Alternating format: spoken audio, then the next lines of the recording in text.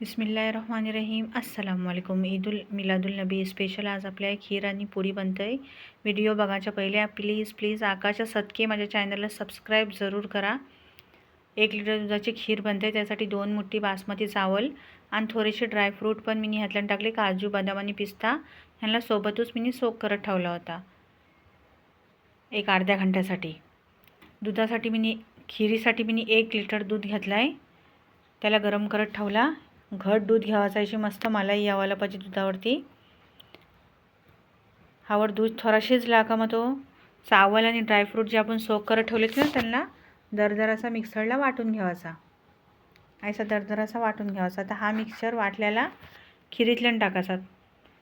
आपण हलवत राहावाचा, नाही तर मग लम्स होतात. असा हलवत राहावाचा मिक्सरला. मस्त ही खीर बनते. एकदम रबडीसारखी माशाल्ला बनते. थोडे ड्रायफ्रूटचे तुकडे बघा राहिले नाहीत, मीच ठेवले नाहीत ते. एकदम मस्त बघा लबडीसारखी माशाला खीर शिजते. खीर शिजल्याच्या बाद ह्यातल्यानं इलायची पावडर थोडेसे ड्रायफ्रूट म्हणजे चारूला काजू, बदाम, पिस्ता हा टाकायचा. आणि मिनी आहे साखरेच्या बदली मिल्कमेड टाकला आहे. एक पुरा पाऊच असते ना तो टाकला आहे मिल्कमेडचा. मिक्स करून घ्यायची. 5 मिनटं शिजवायची मिल्कमेड टाकल्याच्या बाद. हाई पुड्यांसाठी अर्धा किलो मैदा, 3 मोठे चम्मच मिनी रवा, थोडासा मीठ घेतला आहे आणि ह्याला तेल टाकून थोडासा मलून घेतला. पीठ करक मरायचा. एकदम नरम मलाचा नाही. पिठाला एक अर्धा तास ठेवल्याच्या बाद मिनी हाई लॉल्या करून घेतल्या.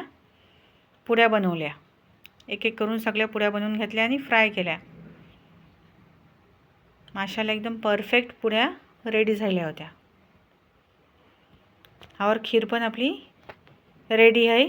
गरमागरम खीर सर्व करा. त्याच्या जोडीला पुड्या. एकदम परफेक्ट आपली खीर आणि पुरीची रेसिपी रेडी आहे.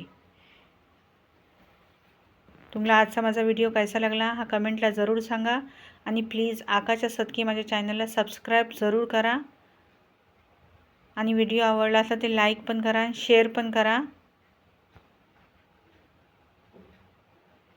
आणि लाईक करायला विसरू नको.